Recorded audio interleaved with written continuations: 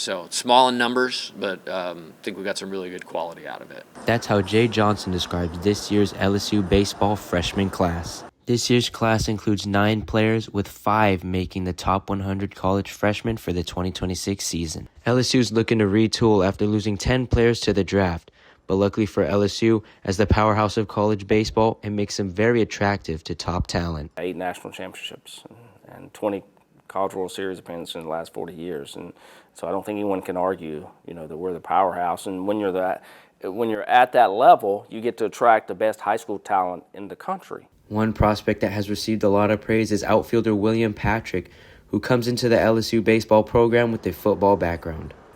That's what he is. When you talk about ceiling, there's probably not a guy in that class that has a higher ceiling in terms of potential and what he could become than William Patrick. Really explosive, has the size that Coach Johnson referenced, and he's just beginning to figure out how good of a baseball player he can be. And the thing I love about William in the short amount of time he's been here is he's been really coachable.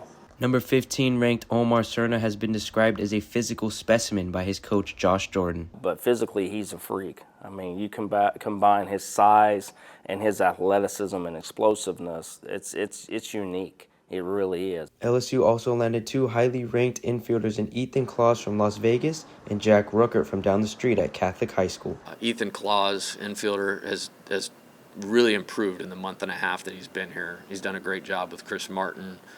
Got strong.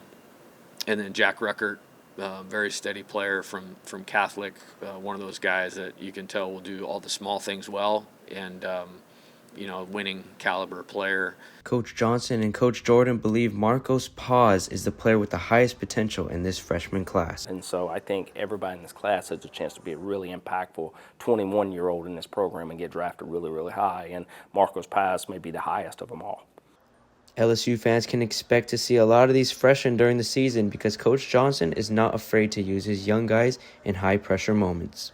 And Coach Johnson heads that, and he's always prepared, trying to work really, really hard to put our guys in a position to be successful. So when he calls a freshman's name and puts him in that position, whether it be on the mound or at the plate, there's a lot of research that's done. And the odds are that young man is going to be able to execute.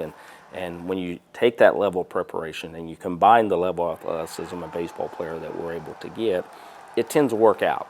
Not always, but it tends to work out. And that's why you see us trust the freshmen so much. Now, Coach Johnson and Coach Jordan have made it very clear that there are no starters set yet.